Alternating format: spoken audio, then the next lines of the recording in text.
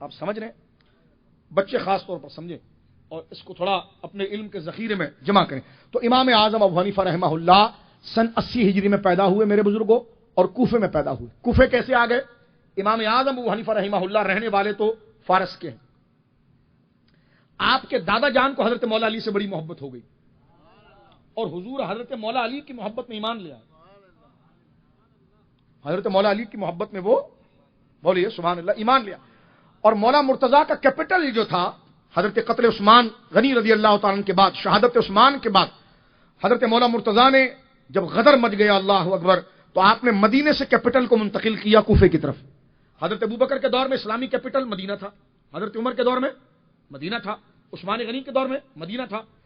جب حضرت عثمان غنی کی شہادت مدینہ منورہ میں ہوئی تو غدر اور اتنی بے چینی اور تذبذب کی اور افواہوں کی فضا بن گئی, کیونکہ کیپٹل تو دفتری دارالحکومت تو سب سے بڑا دفتری نظام ہوتا ہے جو پوری ریاست کو چلاتا ہے.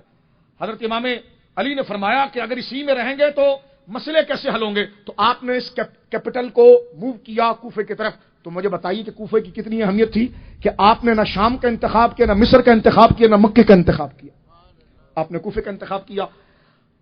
تو حضرت امام اعظم ابو حنیفہ کے دادا جو حضرت علی کی محبت میں اسلام لے آئے, وہ اپنا علاقہ چھوڑ کر کوفے آئے.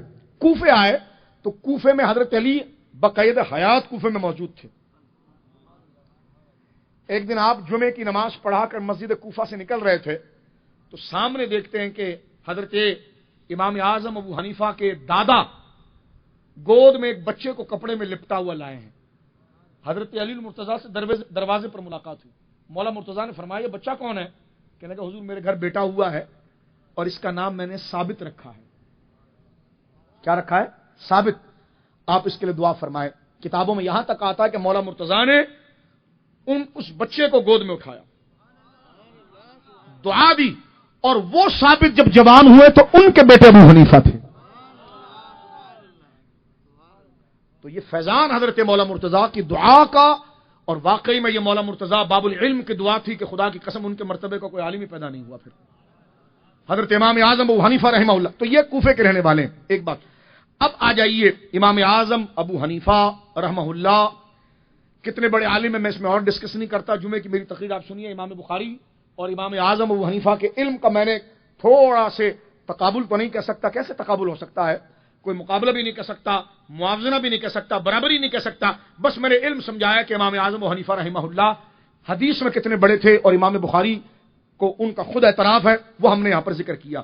اب وہ آپ جمعے کی تقریر جو ہمارے فیس بک پر ہے وہ آپ دیکھ سکتے ہیں. امام اعظم کی ولایت کی طرف میں آخری جملوں کی طرف آ رہا ہوں. ہم اپنی گفتگو کے آخری پارٹ میں آ چکے ہیں. اعلیٰ حضرت کی چند تحقیقات میں یہاں پر پیش کروں گا آپ سے کہ امام احمد رضا خان فاضل بریلوی کے نادر تحقیقات کے جن کا لکھنا ہی سند ہے کہ جس سمت آ گئے ہیں سکے بٹھا دیے ہیں. اور قاضی ابی یوسف کی بات کروں گا رضی اللہ عنہ. میں نام نہیں لینا چاہتا, لوگ ایسی مشہور ہو جاتے ہیں. کچھ لوگ باقاعدہ سوشل میڈیا پر کلپ ڈال رہے ہیں قاضی ابو یوسف رحمہ اللہ کے خلاف اور امام محمد کے خلاف. میں نے کہا واقعی میں کسی نے کہا ہے کہ جب مشہور ہونا ہوتا تو کسی بڑے کے خلاف بولا جاتا ہے, لیکن میں نے کہا صرف اس بات کو خوش نہ ہو, چاند پر تھوکنے سے تھوک منہ پر بھی آتا ہے. تم اگر ان کو, کیونکہ جو جتنا بڑا ہوتا ہے اس کے حاسد اتنے بڑے ہوتے ہیں. جس میں کوئی کمال ہی نہیں ہے تو اسے حسد کون کرے گا. اسلام کی اتنی بے نیاز خدمت کی ہے اور بے نفسی خدمت کی, خدا کی قسم. امام ابو حنیفہ نے کوئی اپنے نام کے لیے خدمت نہیں کی, بلکہ میں حیران ہو گیا. امام اعظم ابو حنیفہ اتنے بڑے عاشق رسول, عاشق اہل بیت تھے. آپ دیکھیے اللہ اکبر, امام اعظم کی شہادت بھی حضرت نفس زکیہ ان اہل بیت کے سرخیل, ان کی محبت میں آپ کو مارا گیا. حضرت زید بن علی جو حضرت امام زین العابدین کے بیٹے ہیں, وہ حضرت امام اعظم ابو حنیفہ کے دوستوں میں سے تھے, اور امام اعظم ان پر جان نچھاور کرتے تھے. اور جس وقت انہوں نے بنی امیہ کے اس خلیفہ کے خلاف عالم بغاوت بلند کیا, امام اعظم اتنی بڑی شخصیت ہو کر آپ نے ان کا ساتھ دیا. امام اعظم اہل بیت کے بڑے عاشق تھے, کیونکہ وہ اثر تھا آپ کے والد کی دعا اور آپ کے دادا کی محبت کا جو مولا مرتضیٰ کے ساتھ تھا. میں کچھ دن پہلے ایک حوالہ پڑھ رہا تھا, دیکھو عشق کیا چیز ہوتی ہے. حضرت عبید اللہ احرار رضی اللہ تعالیٰ سلسلہ نقشبندیہ میں ہمارے امام ہیں,